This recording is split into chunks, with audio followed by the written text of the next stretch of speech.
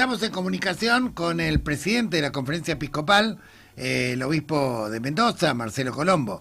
¿Cómo estás, Marcelo? Buenos días. Aquí Las Dotistas, Hola, el programa de la buenas Alameda. tardes, buenos días, mucho gusto. Bueno, Marcelo, nos gustaría conocer la posición de la Iglesia y respecto a este régimen penal juvenil que tiene medias sanciones que lamentablemente se encamina la próxima semana a darle sanción en el Senado.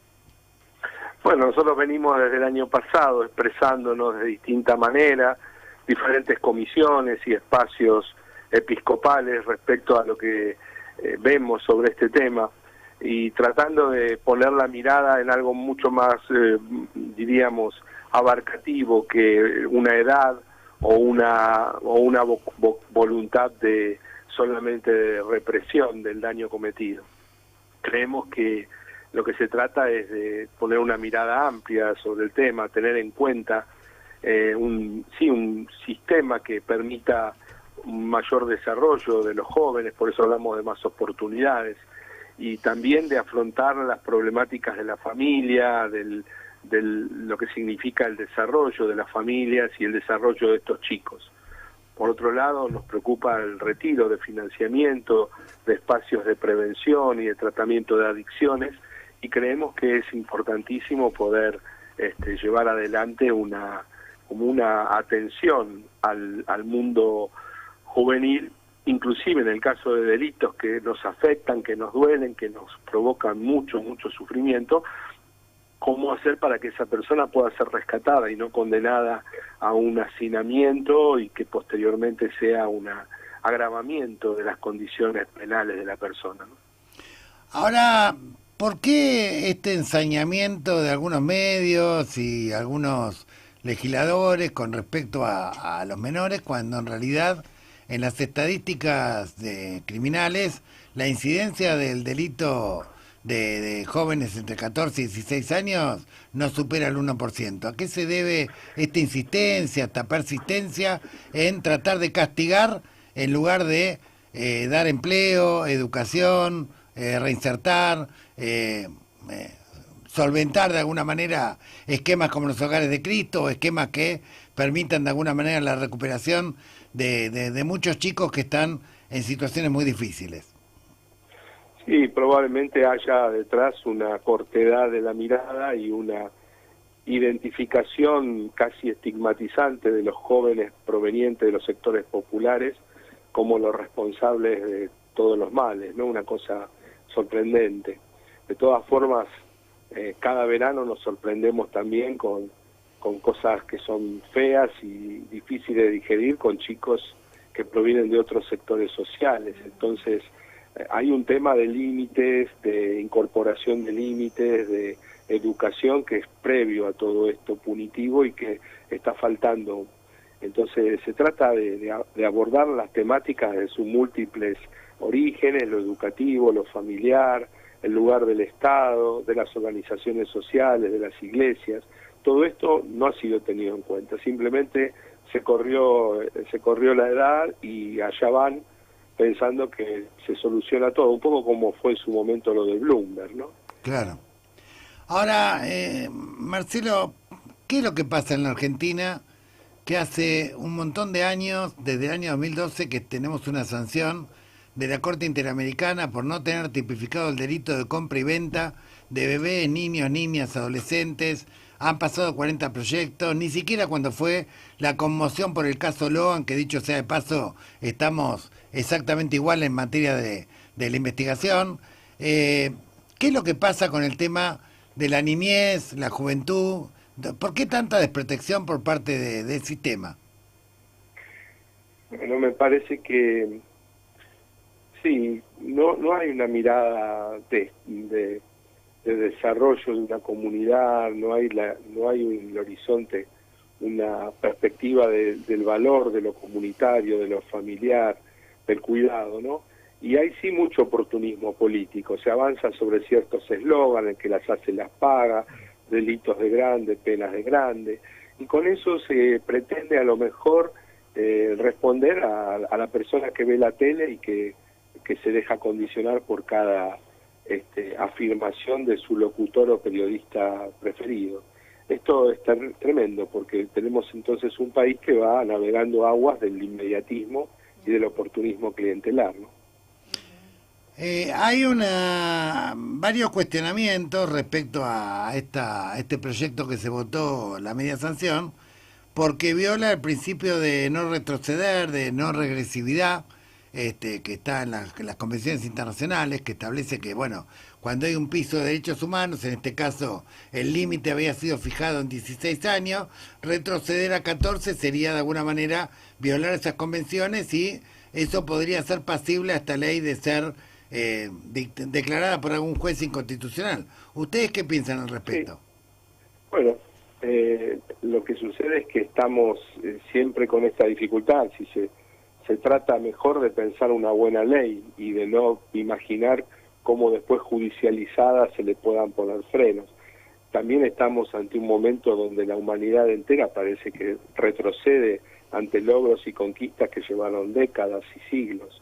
Entonces, como todo se permite, todo está bien, hoy me levanto y ocupo esta tierra, mañana hago esto otro y está todo bien y todo se acepta y había que hacerlo y porque era la forma de hacerlo, etcétera, etcétera. Entonces estamos ante la política del hecho consumado. Acá el hecho consumado es un proyecto que no tuvo una mirada general ni acogió las múltiples sugerencias e indicaciones que no solo de parte de la Iglesia, porque esto no fuimos los únicos, también hubo organizaciones judiciales, de médicos y psicólogos, pero hay una prescindencia de lo científico o de la mirada social bajo esa pretendido mote del progresismo, ¿no? Del pseudo progresismo o del progresismo trucho con que buscan invalidar cualquier aporte. Hay un ejemplo, hubo un caso que conmovió a la sociedad el año pasado, que fue el triple narcofemicidio que ocurrió con 3 jóvenes en Matanza, menores de edad algunas, que fueron captadas, digamos, con avisos engañosos al mundo de la prostitución, luego fueron de alguna manera explotadas dentro de un esquema narco y finalmente ajustadas en un circuito mafioso, digamos, de narcotrata, digamos, combinado. Y ahí uno se hace muchas preguntas, ¿no? Primero, ¿dónde estaba la escuela? ¿Qué pasaba con esas jóvenes que no iban a la escuela, eran menores? ¿Dónde estaban los organismos de contención? ¿Qué pasaba con la comunidad? ¿Qué pasaba que en el propio barrio se hablaba de que podía haber un ajuste de cuenta y finalmente lo hubo? O sea, yo creo que ahí vemos en el grado más extremo el desamparo al cual está expuesto un sector muy grande de nuestros preadolescentes y adolescentes en los barrios populares, ¿no? Sin duda, y la insuficiencia de la mirada del Estado para captar la necesidad de una pronta intervención en esos contextos, ¿no? Que no tenga que ver solo con reprimir y bajar la edad de posible imputabilidad, sino de actuar preventivamente, educativamente. Claro, porque obviamente hay un montón de jóvenes que han desertado por diferentes razones de la escuela y nadie los va a buscar. Yo recorro muchas veces municipios del interior del país, del interior de la provincia de Buenos Aires, y es una cuestión que permanentemente me plantean. O sea, chicos que se van de las escuelas, sobre todo en lugares rurales, porque tienen que ir a trabajar, o porque lo necesitan sus padres, o por lo que fuere, y nadie reclama, nadie lo busca, nadie se preocupa por su inserción y por su futuro. Así es, y bueno, estamos entonces siempre igual o peor, porque las cosas se van agravando lamentablemente. Marcelo, como mendocino no puedo dejar de preguntarte qué opinás sobre lo que está ocurriendo respecto al agua, a las asambleas del agua, la lucha en Uspallata, en Las Heras, en distintos puntos de la provincia, contra el proyecto que se acaba de aprobar para habilitar cierta minería con extractivismo por la minera San Jorge. En primer lugar hay que destacar que hay una ley que es la ley 7722 que impide la utilización de sustancias tóxicas con el agua, ¿no? El tratamiento del agua. Después hay una declaración de impacto ambiental que emite el Congreso de la provincia autorizando, en este caso, son 3 proyectos. Hay 2 en la zona de Malargüe, con amplio consenso o licencia social, según se afirma, y el tercero, el de Uspallata, mucho más cuestionado, que también se aprobó después de una audiencia que llevó varios días, presencial y virtual. Hubo a lo largo del tiempo una serie de pronunciamientos. La iglesia local, a través de la pastoral social, expresó que el tema del debate no era minería sí, minería no, sino minería cómo. Claro. Porque evidentemente se están dando en el contexto de las políticas económicas de los países algunos avances que podrían ser bien enderezados, digamos, dirigidos al bienestar de la población y a su desarrollo, y otros que evidentemente significan violentar la naturaleza y condenar a las próximas generaciones. En este caso, el proyecto presentado mejoró muchísimo lo que había sido la propuesta del año 15, y hubo de parte del gobierno alguna serie de garantías en la línea de mejorar varias de esas primeras propuestas. Sin embargo, hacia el final hubo muchas tensiones relacionadas con la difícil posibilidad de acceder de la gente al lugar de la audiencia, y también otras que tenían que ver con algunos pronunciamientos que fueron silenciados, como un dictamen del CONICET y de irrigación de la provincia. Esto generó un malestar y, bueno, de alguna manera, más allá de la aprobación del Congreso, se tiene en cuenta que pueden llegar a ser motivos para una judicialización de alguna controversia. Lo que queda claro es que hay una vocación del gobierno de resolver un tema de matriz productiva de la provincia que ha tocado fondo. Este año, por ejemplo, no se va a poder vender uva, porque están los stocks de las bodegas llenos de vino y de uva del periodo anterior, las heladeras, y etcétera.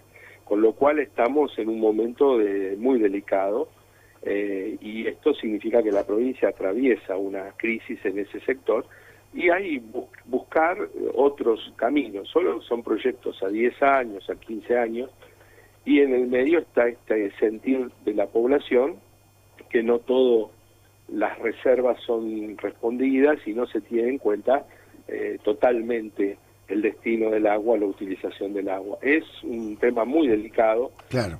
Hay algunos fundamentalismos en uno y en otro sentido que no ayudan. Hay una prepotencia de algunos sectores mineros que hacen que uno se rebele y se retobe ante ciertas presiones, pero también hay ciertos fundamentalismos que se niegan a cualquier modo de diálogo y discusión racional que posibilitaría una mejor aclaración de lo que se está discutiendo. Pero en el medio tratamos de contribuir con una mirada inteligente y creativa y en fidelidad a la doctrina social de la Iglesia, y no nos parece negarnos a la discusión, pero tampoco ser ingenuos. Está muy bien, está clarísimo. Lo último que te quiero preguntar, Marcelo, va por ahí 2 preguntas más. Una es que, ¿qué reflexión te suscitó cuando tomó estado público el intercambio de correspondencia entre entre Epstein y Bannon respecto a sus preocupaciones por lo que iba a hacer Francisco con la banca vaticana, y WhatsApp de Bannon, que salió publicado en todos los medios, donde se planteaba erosionar o derribar, digamos, a Francisco?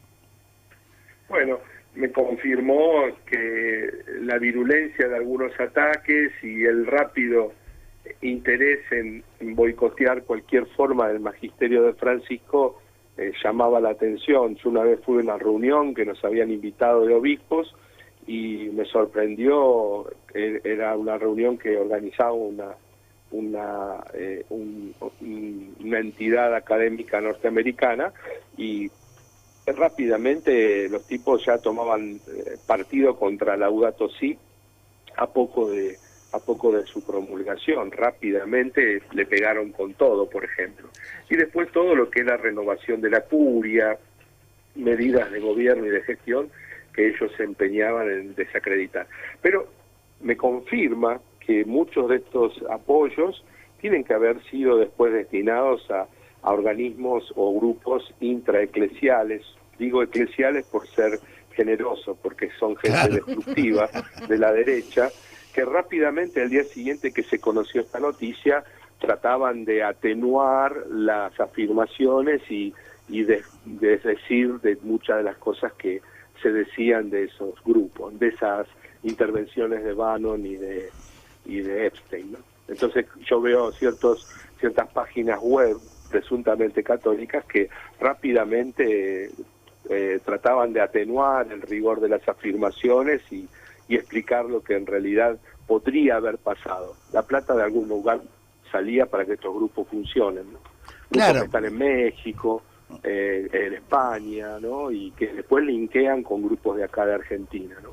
Claro, y es importante aclarar a la audiencia de que acá no estamos hablando estrictamente de cuestiones ideológicas, porque vos fijate que el blanco de ataque principal de Bannon y de Epstein y de la cadena Fox fue el cardenal Pell, que era un cardenal que incluso desde afuera era considerado como, si se quiere, teológicamente muy conservador, pero era indiscutiblemente muy transparente, muy honesto, muy íntegro, y fue casi el brazo ejecutor de una reforma financiera extraordinaria que Francisco llevó a fondo y que evidentemente tocó muchos callos, ¿no?